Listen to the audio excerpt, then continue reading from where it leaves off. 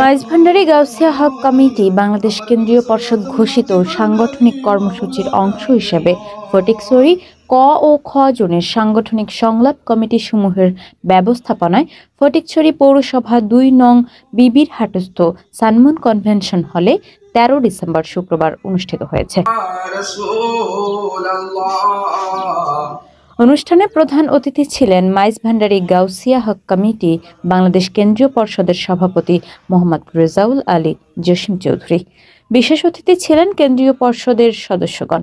এতে আরও উপস্থিত ছিলেন master Kabir Ahmed, master Khurshidul Alam, Alauddin, master Didarul, Ali Newaz Alam, master Ahmed Hossain, Shahidullah, Mahbub Alam Sadagar, Alamgir Alam, Anis Uddin Sohel, Nurul Huda, master Nasir Uddin, Akhtaruzzaman Babar, Azim Uddin.